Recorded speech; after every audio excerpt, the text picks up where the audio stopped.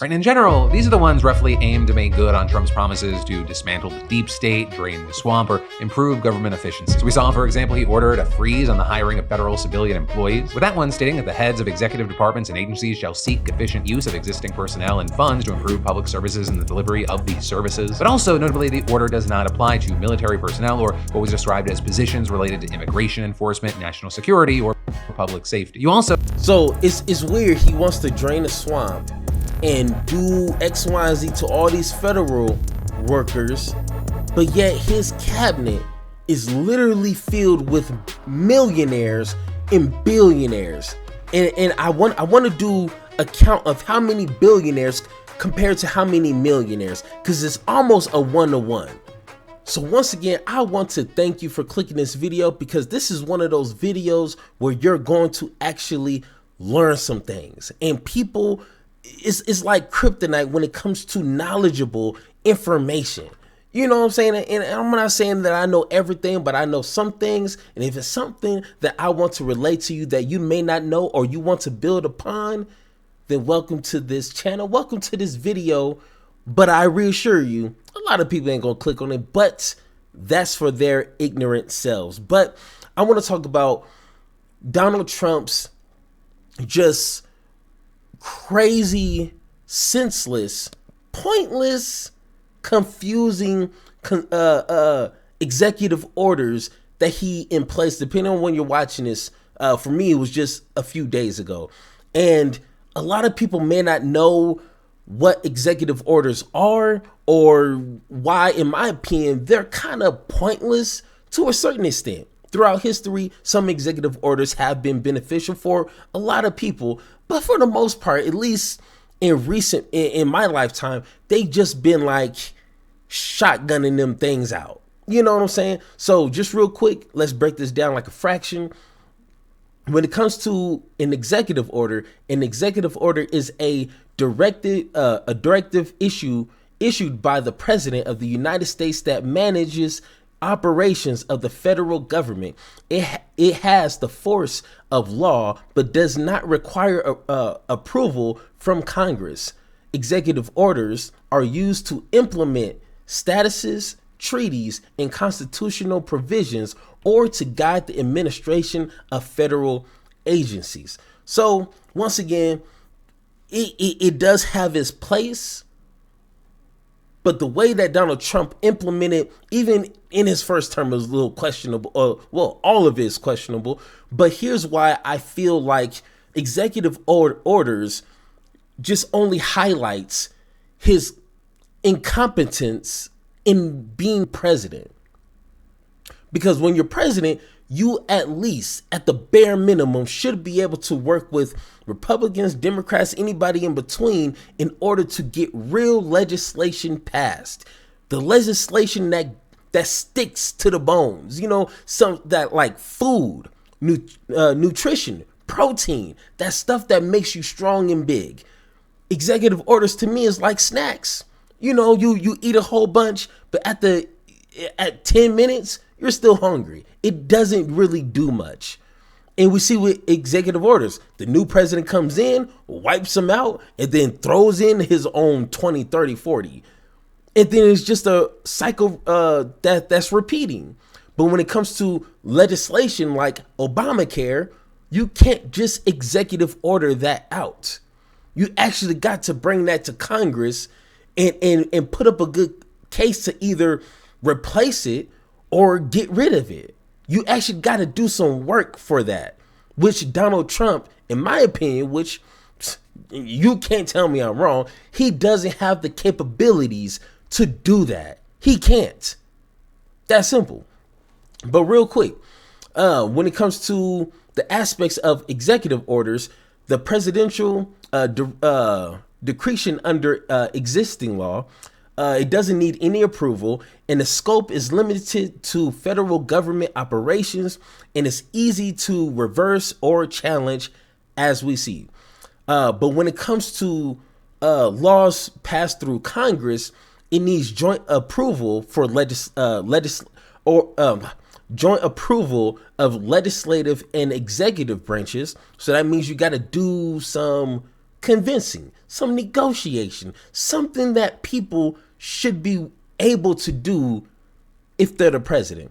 Requires majority in Congress, broad, applicable to the general public, and more permanent and difficult to repeal. And once again, when it comes to Obamacare, you can't just get rid of that. And that is why Trump couldn't get rid of it, because Obama actually did something good and made that into law. So just real quick, we're going to fly through all his executive orders so we can have an understanding. And I actually tried to find someone who covered all this to learn some things. It's hard. It is really hard to find one place that has them all. So here we go. Initial recessions of harmful executive orders and actions. So this pretty much gives Trump the ability to get rid of Biden's executive order. So, okay, got you. Restoring freedom of speech and ending federal censorship. Once again, aims to prevent federal agencies from engaging in censorship or promoting misinformation. That is an interesting one, because how do you do that without fact checking? But they're highly against fact checking, which is weird. Ending the weaponization of the federal government seeks to eliminate perceived political bias within the federal agencies. How do you find that out? Like I said, some of these are weird. They're weirdly worded, and it's just so general. It feels like that gives you enough leeway to like pin that on whoever you want. But we got 4 years to see how that's going to work. Putting America first in institutional environmental agreements. So he just withdrew from the Paris Climate Agreement. Once again, okay, got you. Application of protecting Americans from foreign adversaries, Controlled Applications Act of TikTok. So they just say TikTok for 75 days. Okay. Withdrawing the United States from the World Health Organization. That's going to be interesting, because with RFK stepping in, like, what is he going to do? How is he going to do, and where is he going to pull his resources and his information from in order to do his job in any capacity? I don't know, but they withdrew from it. Restoring accountability to policy influencing positions within the federal workforce. So this just gives him a broad reasoning to fire people that don't agree with him. Once again, he kind of said that out of his own mouth, so that's not really anything up for discussion, because he did that his first administration, and now he's only making that executive order even more bolder and wider. Once again, how is that going to work with... That's okay, man, let's continue. Holding former government officials accountable for election interference and improper disclosure of sensitive governmental information. That is the entire title of this executive order. Okay. Establish measures to investigate and address alleged misconduct by former officials. I did a video yesterday, depending on when you watch this. There was Republican pundits saying, no, Donald Trump is not going to go after his political enemies. He was just saying that just to kind of get people fired up and stuff. Like, but he's not going to really do that. I mean, it says it right there. I mean, I know you can't see it, but I'm pointing at it and it says it right there. But okay, I don't know. I'm just reading. Okay, got you. Clarifying the military's role in protecting the territorial integrity of the United States. Organizing the deployment of federal troops to the U.S.-Mexico border to address security concerns. Once again, just Say and do what you want. How are you gonna do that? Why you're gonna do it? Who like? But okay, I guess we'll see. Unleashing American energy. Once again, drill baby drill, all that dumb stuff. Reeling the United States Refugee Administration Program. Once again, it's just really broad. How are you going to do that? Who's going to do it? What kind of money? But it's obviously not in detail. Protecting the meaning and value of American citizenship. Attempts to end birthright citizenship for children of non-citizens and undocumented immigrants, which we're going to get into later this video. Securing our borders, the shortest title of one of his orders, but it directs the continuation of border wall construction and all that dumb stuff. Yeah, wasting our taxpayer money pretty much. Restoring the death penalty and protecting public safety. Got you. Okay. Declaring a national energy emergency. This might be the drill baby drill. I don't know. He got so many dumb ideas to kind of blend in together. Then we got reevaluating and realigning United States foreign aid. Orders a review of foreign aid programs to ensure alignment with national interests. Once again, what is this supposed to do and why? Protecting the American people against invasion. Okay. Unleashing Alaska's extraordinary resource potential. And then we have protecting United States from foreign terrorists and other national securities and public safety. And I lied, there is more. America First policy directive to the Secretary of State, establishing and implementing the President's Department of Government Efficiency, which is the made up institution, and we already have one, but he's creating this shadow government. Okay, got you. Defending women from gender ideology, extremism, and restoring biological truth to the federal government. Once again, a bunch of words that mean just male and female, but now you're gonna force that on federal workers. Got you. Ending radical and wasteful government DEI programs and preferencing. Once again, like I said in previous videos, if you have a problem with DEI, cool. But how are you going to replace it, and replace it with what? Knowing that statistically today, minority groups are still not being accepted in a lot of positions due to race, due to gender, due to location. Statistically speaking today, this is not 20, 30, 40, 50, 100 years ago. But okay, let's continue. Reforming, this is a funny one. Reforming the federal hiring process and restoring merit to government services. So you're just going to say that, but how are you going to implement that? That kind of sounds a little familiar, like DEI, because that's literally what DEI is supposed to do, but for everybody, making sure everybody has an opportunity. But now you're gonna, once again, like I told you, some of this stuff is weird and kind of pointless. But then we got let's see, designating cartels and other organizations as foreign terrorist organizations, and especially designated global terrorists. Okay, I thought we already named them that, but got you.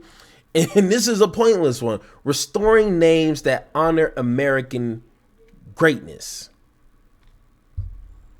That's what we got. So once again, and he did some other things in their proclamations, and I forget the other one, But this was a funny one, and I noted this because when I read it, I laughed out loud, and I need to find it. It is hilarious.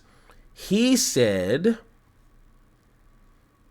"Oh, let me see. Is this it? No, that's for my other notes. Ah, shoot. Okay, let's get to the video, and hopefully I can find it here. All right, let's take one purchase at a time. And starting at just Hey, no, not you.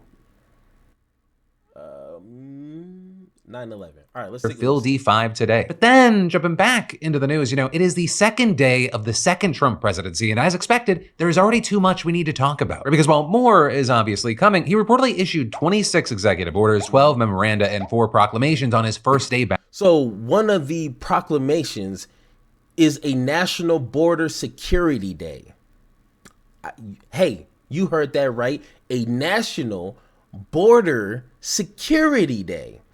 And that's supposed to highlight the significance of securing the nation's border. That is pointless. And honestly, it is so hilarious, it wraps around to being pointless. But this is the guy they voted for. As you can probably hear with me reading all of that, nothing about anything of substance that's helping the American people's pockets, like their every day-to-day life. Like, yeah, go ahead, rename some things. I'm pretty sure it's going to be some controversial names like Robert E. Lee's Mountaintop or something like that. Okay, sure.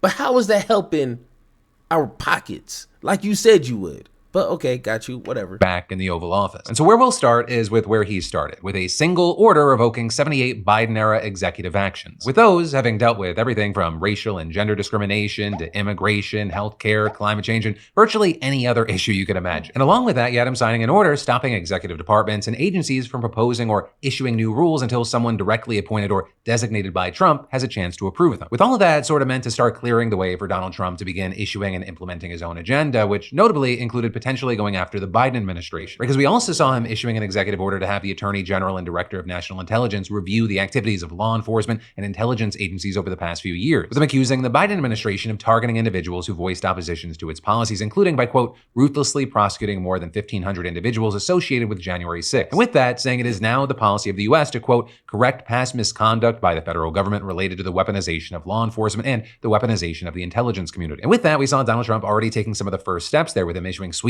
pardons or otherwise granting some form of clemency to those involved in the insurrection, including rioters who violently attacked police. With many, both people and publications, highlighting people like, for example, the leader of the Proud Boys, who was serving a 22-year prison term after being convicted of seditious conspiracy, which was definitely something that stood out, as that was the longest sentence that was handed down against any of the nearly 1,600 people who were charged in connection with January 6th. But then, moving... So once again, this is a good moment to say, I do not care who Biden had pardoned. I do not care. We knew before Biden pardoned anybody, we knew Trump was going to do this. We knew. He even said in some interviews, yeah, I'm gonna pardon. I'm gonna give them pardons.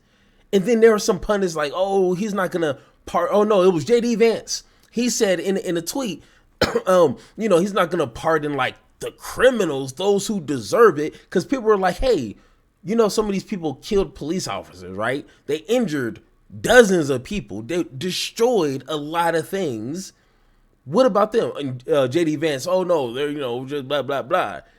What just happened? Hey guys, what just happened? Like I said, I don't want to hear not a motherfucking word about who Biden decides to pardon. When we knew Trump was going to do this, this was not a secret. And if you didn't know, you don't know politics. You don't know Donald Trump then. I knew this. Okay, and I'm a YouTuber. So I know you knew this. So once again, cry me a river. I do not care. forward, we're going to break down the rest of Trump's day one policies by category. And so here, let's start talking about a few of the executive actions affecting federal workers. Right? And in general, these are the ones roughly aimed to make good on Trump's promises to dismantle the deep state, drain the swamp, or improve government efficiency. So we saw, for example, he ordered a freeze on the hiring of federal civilian employees, with that one stating that the heads of executive departments and agencies shall seek efficient use of existing personnel and funds to improve public services and the delivery of these services. But also, notably, the order does not apply to military personnel or what was described as positions related to immigration enforcement, national security, or public safety. So it's weird. He wants to drain a swamp and do X, Y, and Z to all these federal workers, but yet his cabinet is literally filled with millionaires and billionaires. And I want to do a count of how many billionaires compared to how many millionaires, because it's almost a 1-to-1. Like I didn't even know it was that many billionaires to choose from. And it's like he collected them all around the United States and put them into his cabinet. Now you tell me, okay, be honest here. You tell me what this swamp is and if he's only fueling that swamp. And this is this is what's wrong with just creating your own phrases and narrative. The swamp could be anything you just don't like. Oh no, the swamp is like those who are against Trump. But my opinion is millionaires and billionaires that don't have the regular people's best interests. That's the swamp to me. But I don't know. I'm just a liberal, I guess. So then had Trump making the action to end remote work policies and ordering federal workers back to the office full time, as well as one granting top secret security clearances to White House staff without going through traditional vetting procedures. And then one of the most significant things here is that it reclassifies thousands of federal employees, strips them of protections, and makes them easier to fire. And according to the White House here, it's about restoring accountability. And actually with that, it's an amended and updated version of an executive order that Trump signed back in 2020, establishing a new Schedule F employment category for federal employees. In that new category, it increases the president's power to remove civil servants, people who notably have historically been shielded from shifts in administration. Though also with that, last time Biden actually took office and repealed the order before the Trump administration had a chance to implement it, which is why since then it's been long on the conservative wish list, which, I mean, on that note, for example, Project 2025 reportedly called for the original order to be reinstated. That's kind of weird. Hey, this is Project 2025. And it says reissue, not implement, which could kind of mean maybe they created this like years ago. They said reissue. So this was recently. And you telling me, you looking me in my 4 eyes right now, you're telling me that Trump had no idea about this. Got you. Stated. Now, this new one, it basically does the same thing, essentially by means of reclassifying certain federal employees as political appointees, and specifically targeting those whose jobs are, quote, of a confidential, policy determining, policy making, or policy advocating character. So what that means is that could reportedly give Trump power over as many as 50,000 federal workers out of a workforce of more than 2 million. And while that may sound like a small number, for reference here, new presidents typically only get to replace more than 4,000 political appointees to oversee the running of their administration. Now that said, the order is clear that employees are not required to personally or politically support the president or his administration's policies, but it does go on to say they are required to faithfully implement administration policies to the best of their ability, and failure to do so is grounds for dismissal. And so of course, hey, once again, can we use a few brain cells here in reality, and you tell me someone like Trump isn't itching to abuse that? That's why they made it so vague. That's why kind of it is like, hey, to your best of your abilities, whatever they deem that is. And if you're not doing your job, that's your ass. Like that's crazy. That is crazy. But we live in a crazy time. So what else what should I expect? I'm not expecting anything sensible to come out of this administration, and they are proving that literally day after day.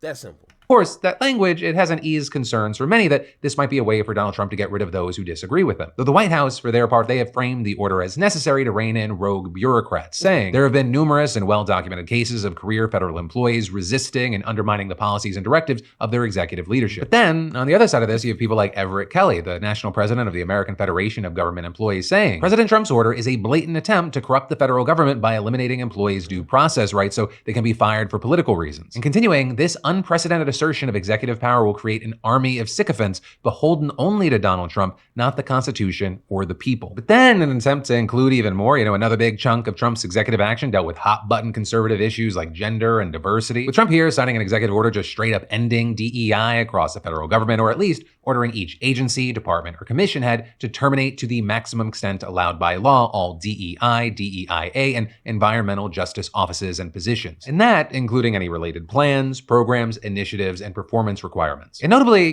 this is happening as Trump's reelection has seemingly already sparked a wave of backlash against DEI. Companies like Meta, McDonald's, and Walmart being among the major companies announcing the end of some or all of their diversity practices. And then also, building on that, we saw Trump sign an order saying that it is now the official policy of the United States to recognize two sexes, male and female, and adding, these sexes are not changeable and are grounded in fundamental and incontrovertible reality. And with that, among other things, the order requires that government-issued identification documents, including passports, visas, and global entry cards, accurately reflect the holder's sex, which obviously is a big shift since back in 2022, the Biden administration allowed U.S. citizens to be able to select the gender-neutral X as a marker on their passports. Also, and to add on to that, if you go to the government presidential website, it doesn't have a Spanish page anymore, which is weird, but okay. And then I wish I would have put the picture up here. It instead of the button saying home to direct you to go back to the home page, I mean, maybe I'm just reading into it a little more. I don't know. But when you have racist people like this creating and putting this stuff out, like, nothing should be left off the table. But it says, go back home as the button, which is like, are they trying to tell you something? Those who are looking for the Spanish page translation, the button says, a big, beautiful button right there says, go back home. I don't know. It's just me. I don't know. Maybe it means nothing. So beyond that, the new Trump policy makes it so you can bar transgender people from accessing single-sex federal prisons, detention centers, or shelters that best align with their gender identities, as well as halting the use of federal money for gender-affirming care, which, notably there, is something that several incarcerated trans people have successfully challenged in court. And so actually, with that, I do want to say almost everything that we're talking about here, it could very well and probably will be challenged in court, which actually brings us to the next big category, and that is immigration and the border, where in fact, multiple lawsuits have already been filed. With one, for example, being in response to Trump's efforts to make good on his promise to end birthright citizenship, which, if you didn't know, and it's a key thing here, is a right guaranteed by the 14th Amendment of the Constitution, and it was affirmed by the Supreme Court more than 125 years ago. And so the executive order seems to be trying to argue for a strange reinterpretation of the amendment, with it appearing to wrongly claim that it never was meant to be interpreted to extend citizenship universally to everyone born within the United States, and then arguing that undocumented individuals and their children are not subject to the jurisdiction of the United States and therefore are not entitled to citizenship at birth. With us seeing outlets here like Axios, for example, reporting that Trump is acting on a once fringe belief that US-born children of undocumented immigrants have no right to US citizenship and are part of a conspiracy rooted in racism to replace white Americans. With them then also going on to point out that Trump has repeated the theory and said that immigrants today are poisoning the blood of our country. Also here, So this is all going to play in courts and in the whole thing. And if it gets to the Supreme Court, which normally should function under their own institution, under their own identity, to balance the checks and balances, like, that's what that is for, which, on paper it sounds good, but if he injects his own individual loyalists into these spots, what happens to the checks and the balance? What happens to the checks and of the balances?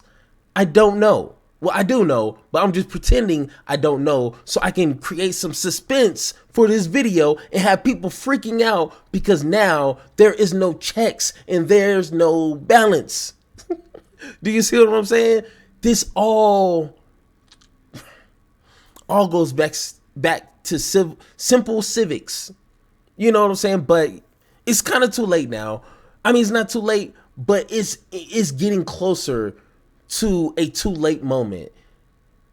And that could be just a few We'll say, the birthright citizenship stuff, it is only the tip of the iceberg when it comes to Donald Trump and immigration. Because you also had him declaring migrants crossing along the US-Mexico border to be a national emergency, with him then signing separate executive orders entitled Securing Our Borders, Guaranteeing the State's Protection Against Invasion, and Protecting the American People Against Invasion. And those, in addition to ones authorizing the US military to draft a plan for sending troops to the border, creating a process which would allow cartels to be designated as foreign terrorist organizations, suspending the refugee admissions program for at least 4 months, and finally, directing the Attorney General to seek the death penalty for the murder of law enforcement officers and capital crimes committed by undocumented immigrants. And here, it's kind of crazy because like we just said, there was some individuals that were in the Capitol building that injured and killed police officers.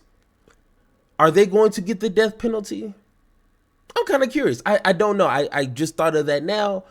Are they? But he wants to implement a law to where if a illegal immigrant does so, they get the death penalty.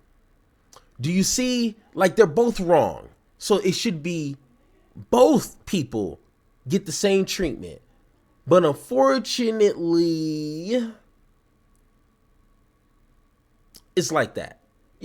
But okay, I'm just trying to be fair, but I guess that's a weird thing to do nowadays. Here, I do want to stress, there is a whole lot of detail that we could get into about exactly what all of these say. But today, I am trying to get to as many things as possible, and we're going to be definitely talking about all this more as more of these are implemented and then challenged in court. But for now, let's talk about how we're already seeing the impact just a day in. And so there, you have an example like the CBP-1 app, which helped facilitate the legal entry of nearly 1 million migrants since January of 2023. And well, now it's just been shut down, and with that, tens of thousands of appointments have reportedly been canceled, upending plans and leaving people stranded near the border with nowhere to go. And similarly, thanks to Trump suspending refugee admissions, you have The Guardian reporting that panic is spreading among more than 1,600 Afghans eligible to enter the United States as refugees, with them now effectively stranded in Afghanistan or neighboring Pakistan, and many reportedly in danger and having time-sensitive reasons to leave the country. And so, of course, the whole situation there and with immigration in general, it's something that we're going to really have to keep an eye on. But next up, we have another big area, and that is economics, and especially international trade. Because there, Trump has famously promised massive tariffs against everywhere from China to Mexico to Canada. Of course, when I say tariffs against foreign countries, again,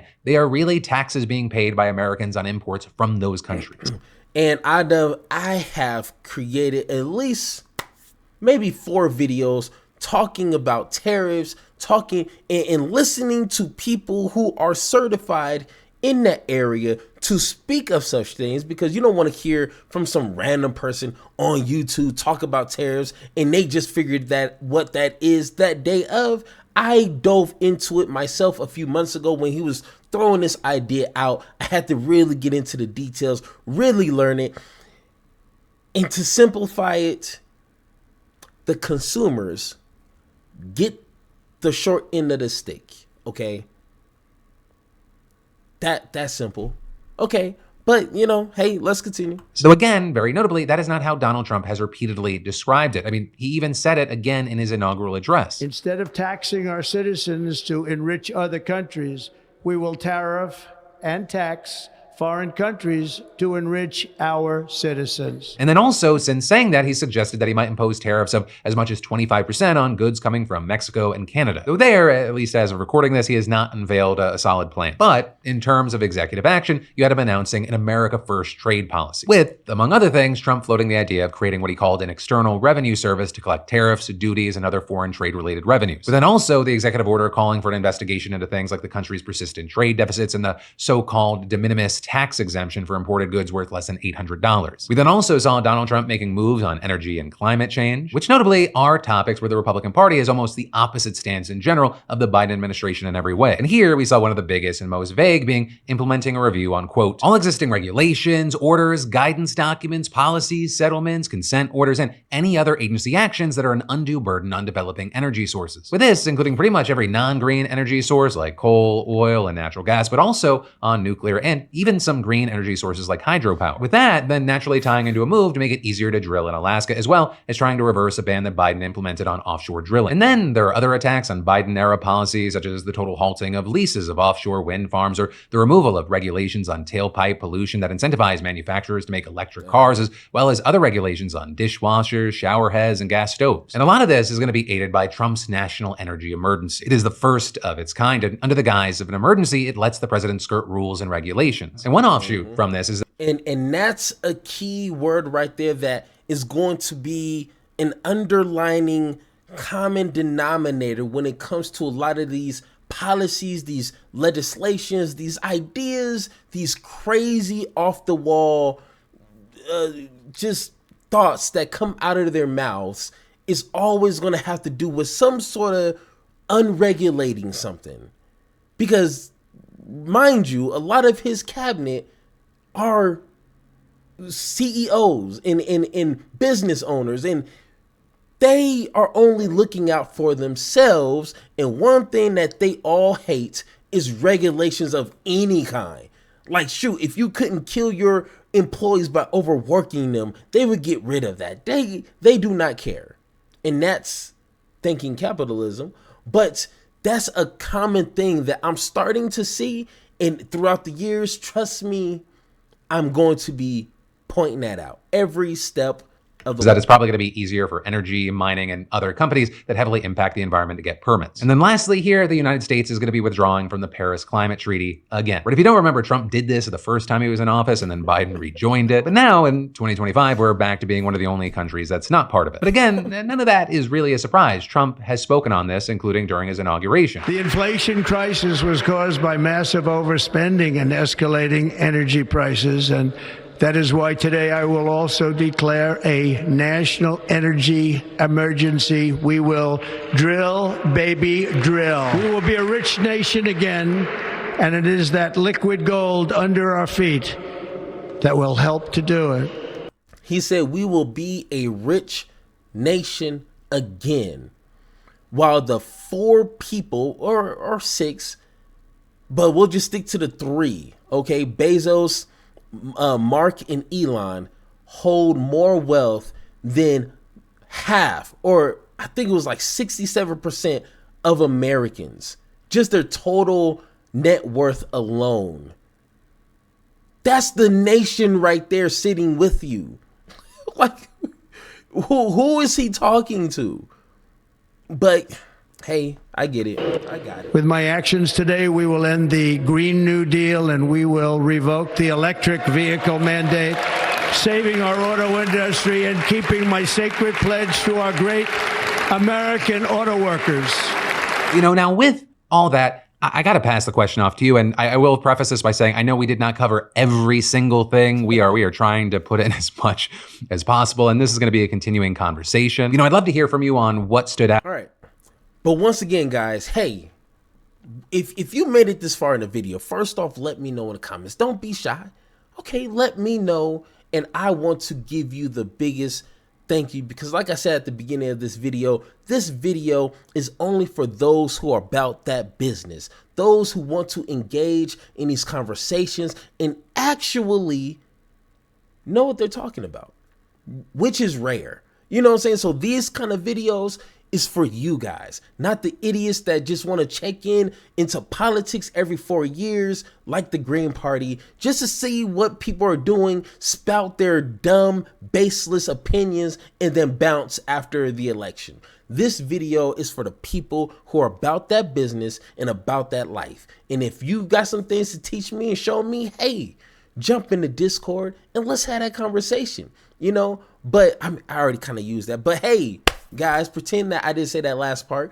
If you agree with anything I said in this video or don't agree, let me know in the comments down below, or hit that Discord button so me and you can have that one-on-one talk. And like always, let's have that conversation.